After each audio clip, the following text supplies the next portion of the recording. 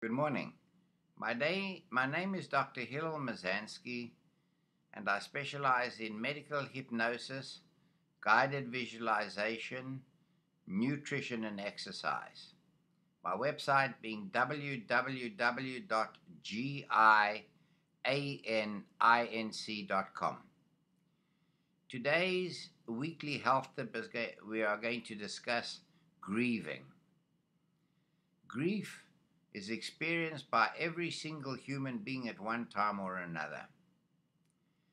Grieving occurs with the death of a friend, a spouse, even a pet.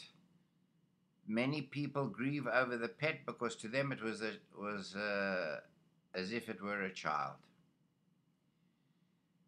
The worst grief, however, we think, is when a parent loses a child through illness or through suicide. That type of grief is virtually insurmountable because it is not the order of life. Normally, the parents die long before the children do. The grief is often suffered by both parents, mother and father. Studies have been done, and while we cannot put an exact time on grieving, usually it is a year.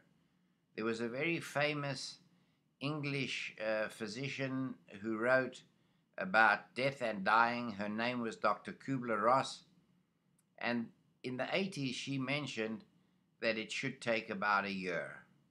However, some people mourn and grieve for far longer than that, and they often are the ones that need therapy.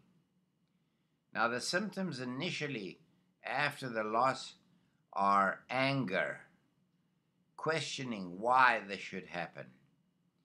Then it's denial. They deny that the person or the animal passed away. Then it is acceptance, and then recovery. And that usually takes a year. Grieving can be divided into four categories: physical, emotional, social, and spiritual. The physical symptoms of grieving may be development of anxiety, stress, body aches, pains, insomnia, and muscle aches. These are symptoms of what we call in the psychological parlance as conversion. They convert the grieving into physical symptoms. Emotional people who grieve cry a lot, become depressed, anxious, or tense, cannot sleep, lose friendships as a result of their behavior,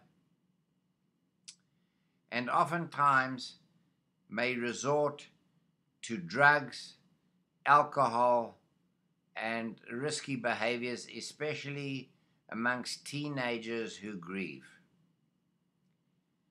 We've covered physical, we've covered emotional, social, and spiritual.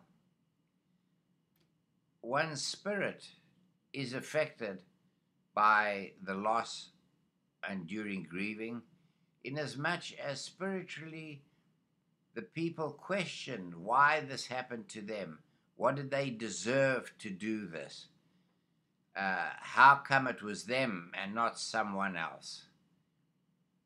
And associated with these symptoms are the aforementioned psychological symptoms that accompany it.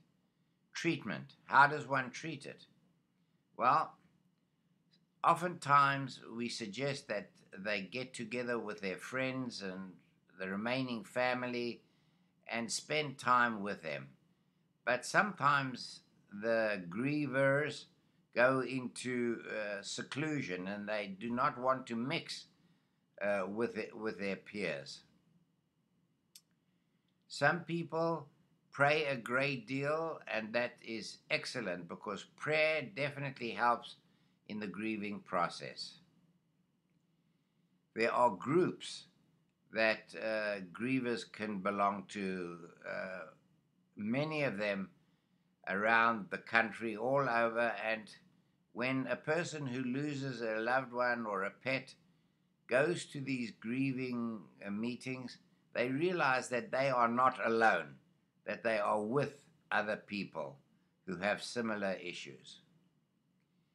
If the depression, anxiety, insomnia, stress, etc., becomes an issue, then sometimes it is advisable for the person suffering to go for counseling. Every one of the symptoms that are mentioned, chronic pain, muscle aches and pains, anxiety, stress, depression, all those examples respond to deep medical hypnotherapy and guided imagery or visualization. It is also important that people who grieve should try and exercise, because exercise causes a secretion of the endorphins, the feel-good hormones that are in the brain, and if they try and attempt to exercise, their symptoms will be released and improved. I thank you for listening to my video. My name is Dr. Hillel Mazansky, and I thank you.